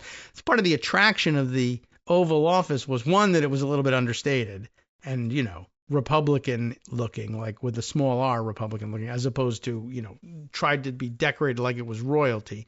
But he's again, even aesthetically changing the nature of the presidency. But what a win for him, because he did accomplish it. I don't know. You might find it interesting. And I don't know. Go ahead and have a look. Let's see. Oh, you know what? There's another item of semi-news that just is so minor that I am not gonna turn to it. But the Epstein letters, another trove of Epstein letters is mentioned inside this story, which is headline is about take a look at his house. But I guess one of the other things that found in his house was Ghislaine Maxwell did this thing. Remember, we found out a couple of days ago, maybe weeks ago now, that she did a thing for his, I don't know, 50th, was it his 50th birthday? 53rd? It was, I don't know if it was a milestone birthday or not, but this is the one in which Trump's letter appears, in which he, writes a imaginary dialogue between him and Epstein and then closes it in a weird sketch of a nude woman and then, you heard the whole story. This is another one done later for his 60-somethingth birthday in about 2016-17 with another collection of different celebrities. But apparently this was a big pastime for Ghislaine Maxwell, along with kidnapping children and arranging for her boyfriend Jeffrey to rape them. She also made books of letters from celebrities, some of whom appear to be in on the joke that haha, isn't it funny that we're perverts together, and some of whom don't. And I guess this is what the only kernel of interest, if not necessarily truth, that I think what's his name? Trump, the guy who's president, had to say about association with Epstein and releasing the files. There will be some people who didn't do anything in particular wrong with Epstein except associate with him, which is, part of the crime, really. The whole point of Jeffrey Epstein's operation was that he would get celebrity type people to cleave to him, and some of them he would not bother corrupting. And then they would be on hand as character witnesses. Oh, no, I was invited to a very interesting dinner, and we talked to amazing Nobel laureate scientists at this dinner, and it was fascinating, and it was all about getting us to support some research at top-level universities or whatever. But others of them he was, collecting through blackmail and allowing to rape children alongside him for whatever strange reason. But this was a multi-layer operation. Some people were supposed to be able to be on hand to vouch for his legitimacy so that no one would believe that he was giving British royalty the chance to rape kids in his house. It's an interesting and intricate operation. But inside this story, and I think probably most people were in it for the pictures of his weird pictures of his house. There was this mention of this other collection of letters. And I got to tell you, there are some weird letters. And it reveals some weird things about people. And I thought it was of some interest. I don't know, like they almost understated the situation here. That one of the letters in this book is from Woody Allen, which all by itself is like, whoa, if there's anybody you didn't want to be in the book or to have to bring up at this particular moment in Jeffrey Epstein history, it would probably have been Woody Allen. But on the other hand, if there was anybody that you were like, well, where's the letter from so-and-so in this book to the pedophile? How is it that Woody Allen is not in this book yet? And the answer is, oh yeah, no, he's in the book. What I found really wild, I don't know if it's worth reading you the excerpt. They printed a page from this letter, and the thing about it, it's troubling on 20 different levels, but for me, the biggest trouble was, I thought Woody Allen was supposed to be able to write. I've just read this letter. He's a writer? Hi, everybody. It's me, David. Let's change things up from the old fundraising pitch for just a minute and talk instead about how you can be a part of our show. If you've got a smartphone or any other electronic recording device, why not sit down and record a segment for us? Read us an important article and give us your take. Or read one of your own original essays, or even just give us your commentary on something you'd like to share that's important to you. Then send the file to me at kagrox@gmail.com, and I'll try and work it into the show. Short segments, a few minutes in length, are easiest to fit in. And of course, I can't always guarantee that I'll be able to play everything, but if you've ever shouted at your radio or TV about something you wish was being covered, here's your chance to change that. Make the show your own. Send your submissions to me at kagrox@gmail.com. All right, welcome back now to the Kagro in the Morning Show here on Netroots Radio. All right, well, it's not news, but Jeffrey Epstein, Woody Allen, that is a little bit weird and not really what you want out there, but that's what made it so exciting to find out that he was in the second book of letters to him. This, by the way, compiled apparently for Epstein's 63rd birthday, which would have been around 2016 or so. I mean, he'd already been convicted the first time around, and he was pretty close to being in trouble again the second time around at this point. But, that's not going to trouble Woody Allen. But apparently there's a bunch of other people that it probably should have troubled and didn't. But mostly, I think this book is a compilation of people who are mixed in, like, who are supposed to be providing respectability cover, plus also some who may or may not have engaged in anything untoward with Epstein, around Epstein, at Epstein's urging, through Epstein's good counsels, by which I mean not good counsels, evil counsels, whatever. But clearly some people got at least a glimpse of the fact that this guy, in addition to being something of a, what would we say? Like a philanthropic impresario of sorts, I guess, to mash two different things here together. It was also pretty clear that it was very clear to him that Jeffrey's sex life, whatever it may have been, whether they knew exactly how he conducted himself or not, was clearly an extremely important thing in his life and a big element, such that he couldn't help but introduce it at dinner parties at which apparently nothing untoward was otherwise going on. But guess what? The clues were there. So this piece begins by introducing, as a gift for Jeffrey Epstein's 63rd birthday, friends sent letters in tribute to the wealthy financier, if that's what he even was, and convicted sex offender. He was convicted at that point and had gotten out. Several shared a common theme, recounting the dinner gatherings that Mr. Epstein regularly hosted at his palatial townhouse on Manhattan's Upper East Side. And I guess that puts you in mind of, oh, well, he must have had this fabulous production put on for dinners. But apparently the major theme was, I got invited to dinner at this very wealthy person's fabulous mansion with a bunch of other luminaries, and the dinner was effing weird. Like, the food that he served was weird. Plus, of course, the conversation couldn't have helped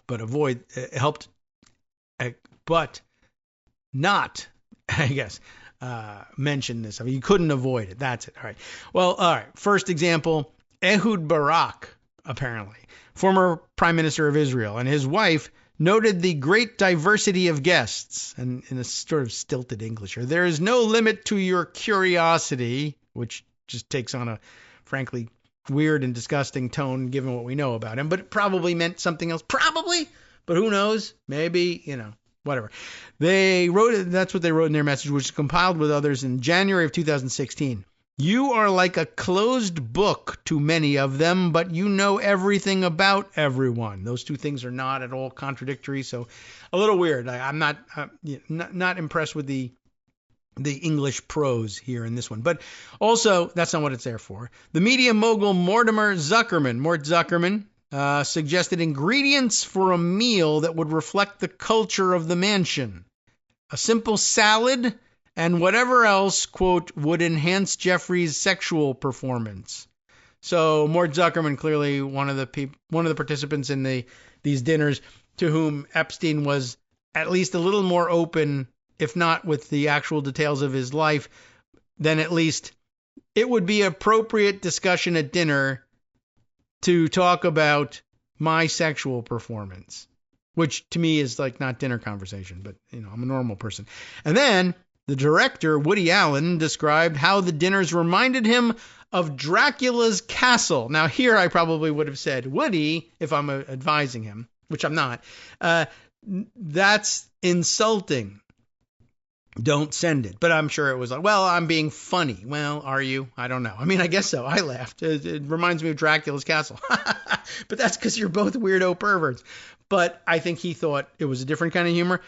Where Lugosi, which I guess he's talking about not the novel, not the Bram Stoker Dracula, but rather the movie Dracula.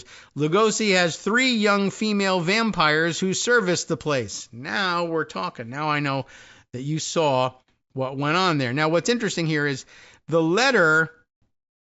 I don't know if this is the entirety of the letter, because it's not like structured like a letter. Now, Woody Allen wouldn't be, feel bound by that. Well, it has to have an address, a return address, an inside address, and then a salutation, and then 2 spaces, and, signature block at the bottom. Not like that. He types up, because he loves, old-fashioned typewriters. He typed this up clearly on a regular typewriter and then signs it Woody and sends it off. But there's no, setup, no date, no salutation. So I don't know if this is page 2 of the letter or this is the whole thing. But he launches right into it. And, Woody Allen, I'm sure, when he writes his books and his movies, there's a big editing process. For this, I guess not. So if you're ever wondering, Woody Allen, fabulous writer, what is he like when he's raw and unedited? And I don't mean, in an explicit way, but just simply expresses himself unedited. So it begins like this. Being neighbors, my wife Soon Yi and I guess here I have to stop and remind everybody knows that he married Soon Yi Previn, who was technically his stepdaughter, and there's like a 35-year age difference between the two of them. He was 56, she was 21, plus also, stepdaughter. But whatever, putting that aside, the actual letter. Being neighbors, my wife Soon Yi and I have been invited for dinner many times. Always accept, always interesting. Like, okay, that's some stilted. I always accept because they're always interesting, offhanded comment. But again, unpolished, right? Wide variety of interesting people at every dinner, just about. Like, I thought you were a writer. Just about. But and so this is just sort of my unpolished, unpunctuated, not unpunctuated, but ungrammatically correct, grammatically incorrect, doesn't matter, just off the top of my head, thoughts about. So no work goes into it, because whatever, why would he do that? Politicians, scientists, teachers, magicians, really, comedians, intellectuals, journalists, and entomologist, a concert pianist, period. Anyhow, it's always interesting, and the food is sumptuous and abundant, although it doesn't sound like it eventually. I guess it didn't start that way. Lots of dishes, plenty of choices, numerous desserts, well served. This is a review of a restaurant, basically. Now, get this. I say well served, often it's by some professional houseman, and just as often by several young women Several young women remding. It's remding. That isn't a word, is it? Remding? I think he means reminding one of Castle Dracula, where Lugosi has 3 young female vampires who service the place. Yikes. Add to this that Jeffrey, and it's some typos and some misalignment of the type as well, lives in a vast house alone. One can picture him,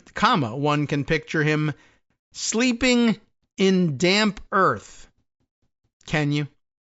But back to the food, just because why not? Dependably, a fine dinner, but this was not always the case. In fact, the first time we came over, it was a very different story. We were invited with a list of accomplished types, men and women in journalism, in TV, even royalty, and I guess we can figure out which royalty. We were ushered up to the living room where everyone sat around prior to dinner being served and chatted. No drinks were, and by the way, there's no real punctuation to this either. It seems lots of periods and commas, but it's haphazard. You can easily misread this. Everyone sat around prior to dinner being served and chatted. Okay. No drinks were served. You could get one if you asked for one. Really? What a great letter this is. That should have been the first clue. When the meal was put out downstairs, it was meager. So meager, my wife, the one... no comma here. My wife, the one sitting next to her, kept mumbling. This is how it's written. So meager, my wife, the one sitting next to her, kept mumbling, comma. Is this it? Well, is I this it? Because typo. Is this all we're getting? Like, great guest, by the way. After I leave, I may have to go to a restaurant. We didn't want to say anything when we came the next time, but my wife did say, in that tactful way she has, there is going to be more food, isn't there? That's super tactful. Under her badgering, the situation gradually improved, and subsequent dinners offered buckets of Chinese food ordered from a local restaurant and placed out on a buffet where one could get in line and help one's self.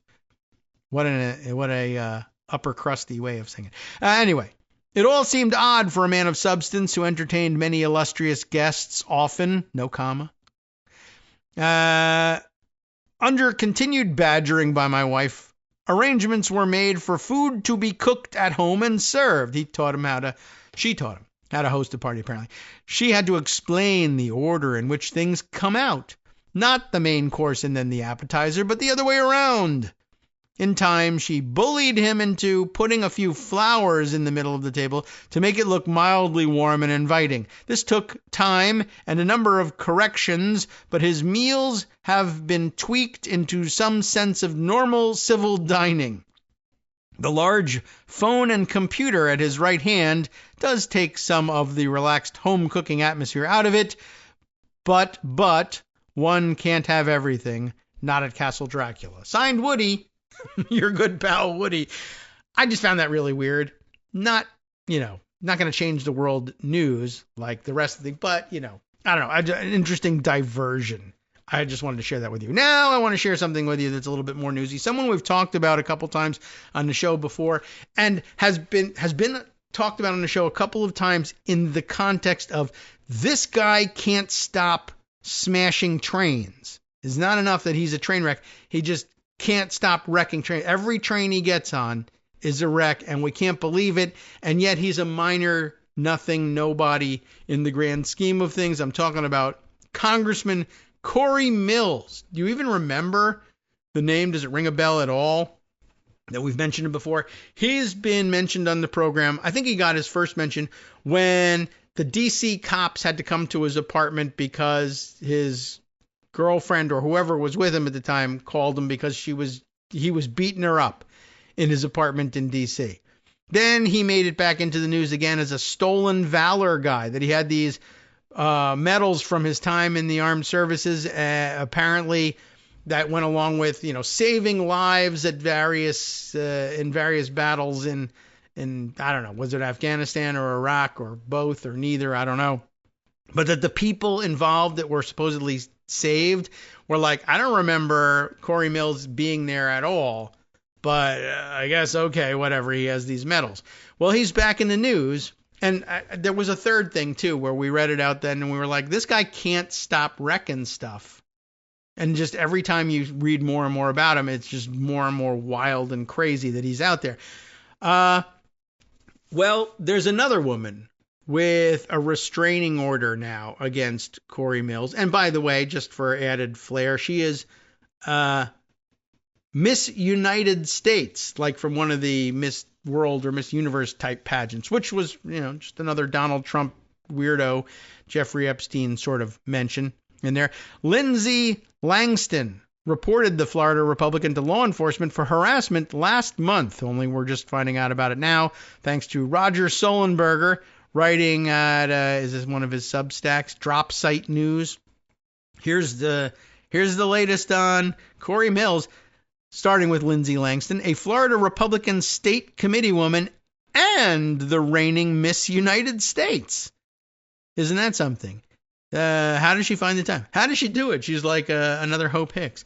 Well, she's filed a restraining order. How did she find the time to do that? Against Florida Republican Representative Corey Mills after reporting him to local and state law enforcement for harassment. This is not a Republican telling the police to go harass this guy. They do that as well. But no, it was a report to the police that he was harassing her, threatening to release sexual videos and to harm future boyfriends. I don't know who they are, but I'm going to hate their guts and I'm going to beat them up or kill them if you go out with anybody else. What a sweetheart. Langston told Drop Site News she and Mills began dating in November of 2021 and that she moved in with him at his rented Florida residence last summer. Now, remember that last time we were talking about Corey Mills, it was that he was beating up a woman at his rented residence in Washington, D.C. Well, that's not unusual. I mean, beating up the woman is, of course. Well, I wish it was more unusual, but it's not. But what I was going to say was having a rented D.C. apartment is not unusual. That's what members of Congress very frequently do. But then you think, well, that's because they already own a home back in their district, and owning two is a little bit of a burden for most people. They rent in Washington, D.C., but apparently he rents in Florida as well. So maybe he's one of those guys that just, I need to rent an apartment in this district because I don't live here, and I need somewhere to beat up girls while I'm running for Congress. Or Miss United States and Florida State Committee women, anyway. So there you go. She broke up with him, though, this February. So that's, that was a smart move. Why did she break up with him this February? It wasn't the mistreatment. I guess that hadn't happened yet. Now that she's broken up with him, she's being harassed. But she broke up with him because she read the news like the rest of us. She broke up with him this February when she learned he had a second girlfriend from national news reports. The second girlfriend had reported Mills to the police for allegedly assaulting her at their Washington, D.C. condo. Though that woman, and now we know who she is, I guess, Sarah Raviani, later walked those allegations back. Could it have anything to do with the fact that Mills and Lindsay are involved in a situation where Lindsay says she's releasing videos about her and threatening to harm her future boyfriends? It's probably worth investigating. Mills continued to harass Langston for months, she reported to police last month, despite repeated requests to be left alone. As part of a police report she made on July 14th, she provided local and state investigators with time-stamped digital evidence to support her allegations, which she also shared with Drop Site. The threats from Corey intensified over time, she told Drop Site, from emotional manipulation to physical violence against whoever I date in the future to threats of having me stripped of the Miss United States crown. What? I mean, I don't know. Maybe does Donald Trump still carry weight there? Or is it just one of those things like now everybody thinks I can be Trump too? I can make anybody do anything? Anyway, she was upset about that. That's something she worked extremely hard for, and a dream that was placed in my heart long before I even knew who Corey Mills was. And nobody knows who Corey Mills was. I mean, it's a little flowery, but yeah, you don't want to be doing that. The evidence covers months of interactions and includes text messages in which Mills, who said he separated from his wife in 2022, warned Langston he posed a threat to anyone she wanted to date in the future. Strap up, cowboy, whatever that's supposed to mean, he said in one text, and threatened to release private images shared in the context of their relationship, and you know what that's going to be about. Langston submitted the evidence to back up an incident report that she filed with the Columbia County Sheriff's Office last month. Since February 20th of 2025, Corey has contacted Lindsay numerous times on numerous different accounts, threatening to release nude images and videos of her, to include recorded videos of her and Corey engaging in, well, you know, sexual acts, the police report says. Isn't that exciting? It's interesting, too, that we've gotten to the point, by the way, where a sitting Republican congressman is threatening other people to release sex videos that he appears in as a threat against them. You know, we've gotten to the point here where now a sex tape of a sitting Republican congressman isn't a threat to the Republican congressman. It's a threat to the woman he's having sex with in the video. You know, time was, way back when, just to borrow from Hunter, who said this about a completely different subject and topic yesterday. Time was, way back in the before days, you know, that, what is he saying? He's talking about it's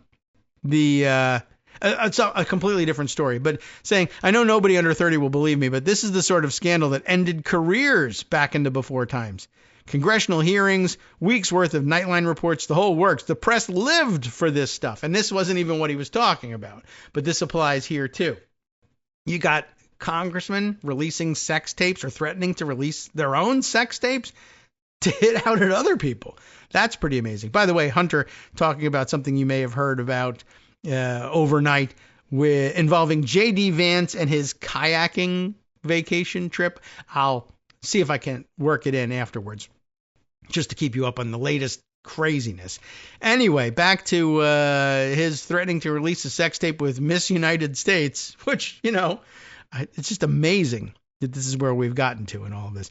Dropsite sent a detailed comment request to Mills, who said the accusations were untrue. Before he replied to Dropsite, Mills called Langston, though, from Raviani's number, by the way, and then sent several text messages asking her to take back the allegations, saying, only you can stop this, and I understand your mom is going through a lot of mental health issues. Okay, nice dark hint there, too, I suppose. So that's interesting. So Dropsite asked him for comment, and the first thing he does is pick up Raviani's phone, the one he was accused of beating up in the Washington apartment, but I guess who's now denying it or backtracking. Still with him, hands him her phone. She uses that number because untraceable. And then he texts threats to Langston, but basically Langston is already sitting in conversation with him, with Roger Solenberger at Dropsite. And so the text comes through, and probably she just says, look at this. I just got threatened by him. Or at least she contacts Dropsite and says, here's what happened. So that's rather amazing. Langston also received a call and text from Mills's general counsel, who told her it is illegal under Florida law for her to share her messages with Mills to a reporter without Mills's consent. We'll see. Mills, now in his second congressional term, believe it or not, has styled himself a MAGA Republican. And I guess he is. 2 girlfriends, beating them both up, making sex tapes. Yeah, sure. And of course, the stolen valor story. Very MAGA. So he's appeared along fellow diehards at press conferences outside Trump's hush money trial last year. He also expressed ambitions for statewide office, telling Politico in January that he planned to run for the Senate seat formerly held by Marco Rubio, now Trump's Secretary of State. Because, perfect record for this, right? Last fall, Mills, an international arms dealer, apparently, and former Army medic, told people close to him that he was in the running for Trump's Secretary of Defense. And that might even have been true, because the guy he selected was a drunk Fox TV host. So, maybe. In May, Trump signed a new law called the Take It Down Act, which makes it a federal crime to publish or threaten to publish intimate material for the purposes of intimidation, coercion, extortion, or to create mental distress. Mills voted in favor of the Take It Down Act on April 28th. Parenthetically, Mills has not been charged with a violation of the act, but this, of course, is an allegation that he is in violation of the act. The same day Trump signed the act, May 19th, that was the day Mills sent Langston the following message. Quote, "Let him put his actions behind his mouth." I guess Woody Allen helped him write this thing. Referencing a man he believed was Langston's new boyfriend. "I can send him a few videos if you want, of you as well." I didn't say if you want. "I can send him a few videos of you as well. Oh, I still have them." So, just violating a new federal law I just voted for. Langston told DropSite that the report she made with the Columbia County Sheriff's Office has since been leveled up to state investigators with the Florida Department of Law Enforcement. The incident report, obtained by DropSite, described months of harassment from Mills, noting that he had been threatening to harm any men Lindsay intended to date in the future. And I guess to the extent that perhaps maybe Meatball Ron has an idea that maybe his wife, was she in the running for the Senate seat? Or he may have some other favored candidate. We may hear more about what Corey Mills has been up to if any of his rivals can persuade the Florida Department of Law Enforcement to let the public know what they know about Corey Mills. One text obtained by DropSite reads, quote, "You want to date or be with someone else. Be my guest, but they need to know well in advance that if we cross paths, I don't care this week, this month, or this decade." They better damn well know it's coming every time. I wonder what. Another message, this one from a Mills Instagram account, reads, "P.S. Still waiting on your boy's text, or does he only act tough in front of you? Florida is a small place." It's not a small place. "And my cousin just moved to Lake City," which I guess is that where the guy lives, and he's going to say, "My cousin will beat you up." I don't know what that's supposed to be. The investigation and restraining order add to an already tumultuous start to the MAGA Republican's second congressional term. In February, a separate girlfriend reported Mills to police for bruising her at their Washington, D.C. condo, even though she later recanted those allegations. "I'll kick your ass again if you don't." "My biggest fear is that this investigation will mirror the Washington, D.C. investigation in the February altercation," Langston said, referring to the fact that the U.S. attorney did not sign an arrest warrant for Mills issued before Raviani recanted. "I do not question local and state law enforcement's, at least in Florida's, ability to handle this investigation, but I am concerned that because he is an elected official and a public figure, this will be put off. There we go. Putting me at risk. I worry that I am simply poking the bear." Then, weeks after that incident, the Office of Congressional Conduct referred Mills to the House Ethics Committee for investigation after finding he likely violated federal ethics, contracting, and campaign finance laws. On top of it all, in July, Mills and the weapons company he founded a decade ago, PACEM, unless it's PACEM, PACEM. Well, he and the weapons company were notified that their foreign creditors were moving to liquidate tens of millions of dollars in unpaid foreign debt that Mills has never disclosed to Congress, despite his personal liability. And, of course, the espionage implications as well. That's the point why you're supposed to at least disclose them. Days later, Mills' D.C. landlord filed a suit, remember this? I forgot about this part, to evict him after he failed to pay 4 straight months of $20,000 rent. And remember, I keep saying that congressmen often rent a D.C. condo because they can't afford to maintain two homes. It's $20,000 he's renting here. Mills denies assaulting Raviani and any financial wrongdoing. He made good on his back rent after the lawsuit was publicly reported. Langston was elected Columbia County Republican Committee woman last August and took the crown at the Miss United States pageant in October. That's impressive. She told police that she confronted Mills in February about Raviani, with whom he had just returned from a Middle East vacation. Wink, wink. Mills denied being in another relationship and claimed the assault allegation was fabricated by the media. It goes on and on. There's no way we can make it through, as a matter of fact. But I will add this one as I'm scanning down toward the end. This is an interesting quote. He is a legit psychopath, one ex told Drop Site, adding that the ease with which Mills lies, manipulates, and veils his threats still frightens her. Another former romantic partner, boy, there's a lot, also independently described Mills as a psychopath. On at least one occasion, Mills sent a woman to a male friend's home, a male friend this woman had never met, to have sex, according to texts and audio messages obtained by DropSite. The male friend described his experience as humiliating, likening his role in them to sex slavery. That is kind of odd. So he's a sex trafficker on top of it all. Langston also raised questions about how Mills receives his income. There were many times when I personally saw people from his company give him sacks of cash.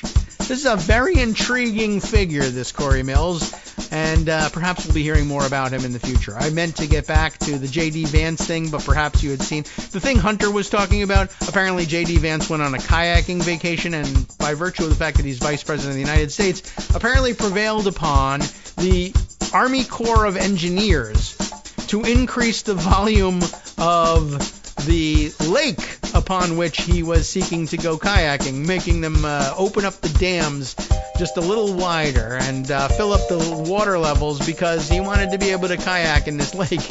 And it seems like a weird thing. The United States Secret Service is saying it was, that was our call. The boats that we were going to send out to tail him, we needed a higher water level. Nice work if you can get it, though. NetworksRadio.com. You have been listening to Kagro in the Morning with David Waldman. Well, perhaps we'll return to that, but I'll show you a link to what Hunter was talking about. Now time, though, to hand things over to Justice Putnam for the West Coast Cookbook and Speakeasy. Next, right here on Netroots Radio. What's at the top of the list today? Texas MAGA totally melt down after Dems derail Trump's power grab plans. Good. No place better for them to be than melting down, if you ask me. We'll see you tomorrow.